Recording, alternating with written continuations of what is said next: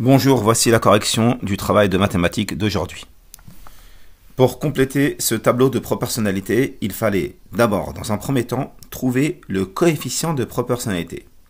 C'est ce que l'on inscrit ici dans les bulles. Et il fallait prendre les les colonnes qui étaient entièrement remplies. Rappelez-vous, c'était celle-ci et celle-là. Et il fallait faire des divisions. Donc, première division, 12,50 divisé par 5 à la calculatrice, cela donne 2,5. Ensuite, 25 divisé par 10, pareil, ça donne 2,5. Ces deux divisions m'ont permis de trouver le coefficient de proportionnalité que j'inscris là, dans cette bulle, qui nous dit que pour trouver le nombre du haut, pour aller du bas vers le haut, je fais diviser par 2,5. Et je le mets aussi dans cette bulle qui nous dit que pour aller du haut vers le bas, je fais multiplier par 2,5. Voilà. Après avoir fait ces deux divisions, 12,50 divisé par 5 et 25 divisé par 10, qui m'a permis de trouver 2,5 que j'ai mis là, et 2,5 que j'ai mis là, je vais rechercher maintenant ces trois cases vides. Celle-ci en dessous du 2, celle-ci en dessous du 7, et celle-là en dessous du 11. Je n'ai maintenant qu'à appliquer le coefficient multiplicateur. Le coefficient de proportionnalité. Donc, ici, je fais 2, qui est là, fois 2,5. 2 fois 2 multiplié par 2,5, ça me donne 5. Donc 2 kg d'orange. Et le prix d'un kilo, c'est 2,5. Hein. 2 fois 2,5, 5. J'ai mis 5 ici. Ensuite, 7 fois 2,5. Ça me donne 17,5. Donc j'inscris le 17,5 en dessous du 7. Je ne fais que multiplier par 2,5. Hein. De toute manière, dans ce tableau, c'est soit je divise par 2,5 pour trouver un nombre du haut, soit je multiplie par 2,5 pour trouver un nombre du bas. Et là, je termine.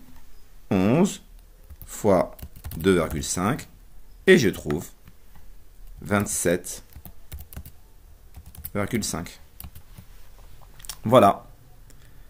Donc, on récapitule. Pour compléter un tableau de proportionnalité, je prends d'abord les colonnes qui sont entièrement remplies, comme ces deux-là. Je fais des divisions, en commençant par le nombre du bas, puis celui du haut. Une fois que j'ai trouvé le résultat, je l'inscris dans les bulles. La bulle qui est ici, à droite, et la bulle qui est à gauche. Et ensuite, si je dois rechercher les nombres du bas, je fais une multiplication. Dans ce cas-là, ici, c'était 3 multiplications. 2 fois 2,5, 7 fois 2,5, 11 fois 2,5. Et voilà, je trouve tous ces résultats. 5 ici, 17,5, 27,5. Vous pouvez faire une pause pour bien prendre la correction. Voilà, remplissez bien les bulles, les résultats à l'intérieur du tableau, et surtout faites les calculs. C'est important de comprendre la démarche.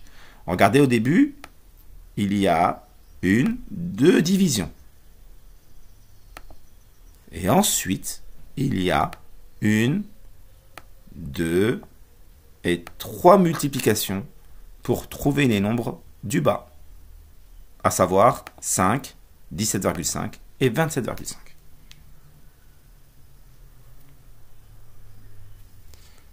Ok, c'est bon pour la correction, on passe au deuxième.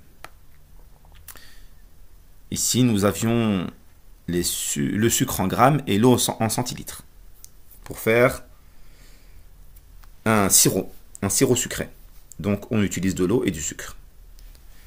On nous dit, dans cette colonne, que pour 60 grammes de sucre, il me faut 300 centilitres d'eau. Ici, il me faut 180 grammes de sucre pour 900 centilitres d'eau. Donc, j'utilise ces deux colonnes qui sont totalement complétées pour faire des divisions. Donc, 300, le nombre du bas d'abord, divisé par le nombre du haut. 300 divisé par 60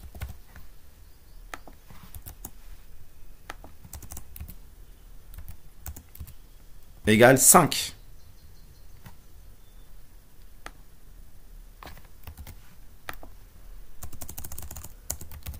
Ensuite, je fais ici 900 divisé par 180. Et surprise, alors je trouve combien? Je prends ma calculatrice, je tape 900 divisé par 180 et surprise, je trouve 5. Donc 5 est le coefficient de proportionnalité. Et où est-ce que je vais l'inscrire?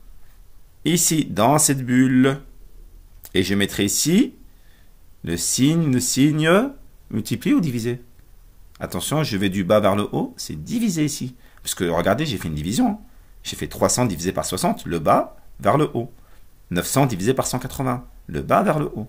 Je marque ici divisé par 5. Et là, quel est le chemin inverse de la division? C'est bien entendu la multiplication. Je fais multiplier par 5. Alors regardez, ça me donne ça. Divisé par 5 et... Oh, j'ai fait une erreur, mince ici. Aïe, aïe, aïe, aïe, aïe, je me suis... Ah, je ne peux pas accéder. Alors, hop, je vais mettre multiplié par 5. Ah, j'ai fait une grosse erreur là. Divisé par 5, c'est faux. Ici, c'est multiplié par 5. On va le mettre en... Parce que je ne peux pas accéder au tableau, malheureusement. C'est pas grave.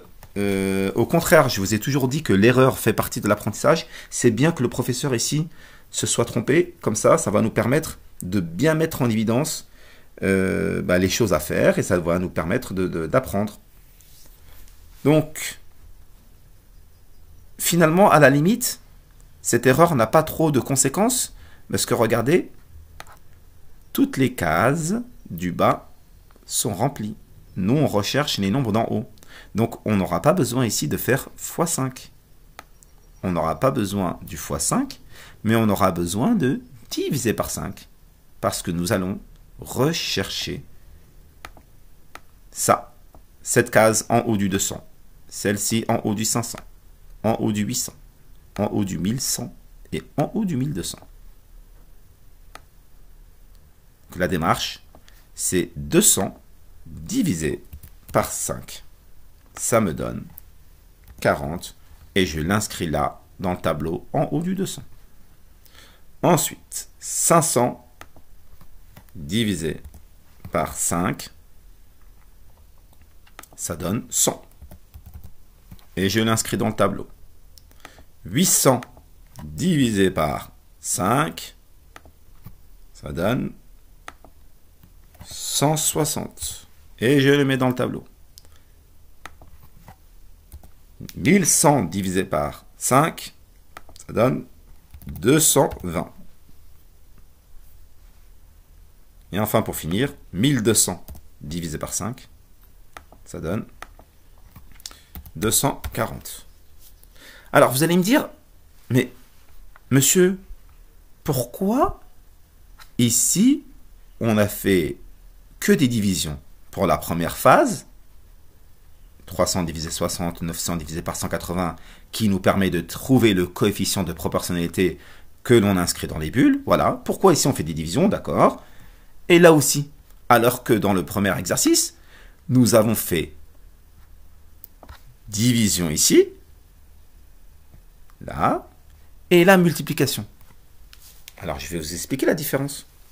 Dans le premier exercice, effectivement, on a fait d'abord des divisions. Il faut toujours faire au début des divisions pour trouver le coefficient de proportionnalité que l'on écrit dans les bulles. Et ici, on a fait des multiplications parce qu'on recherchait les nombres du bas. On recherchait ça, ça et ça. C'est pour ça qu'on a fait des multiplications. Alors que dans le deuxième exercice, on recherchait les nombres du haut. Donc, on a fait des divisions. C'est ça la différence. Premier exercice, je commence par division. Et ensuite, j'ai fait des multiplications parce que je recherchais les nombres du bas. Dans le deuxième exercice, je fais au début toujours, quoi qu'il arrive, les divisions. Et ensuite, j'ai continué à faire des divisions. Pourquoi? Parce qu'ici, je ne recherchais pas les nombres du bas, mais je recherchais les nombres du haut. Voilà. Même si c'est un peu difficile, ne vous inquiétez pas. Faites le nécessaire, faites ce que vous pouvez. De toute façon, on se retrouve la semaine prochaine en classe et on reprendra tout ça calmement. Voilà, je vous souhaite un bon week-end et je vous dis à lundi. Au revoir.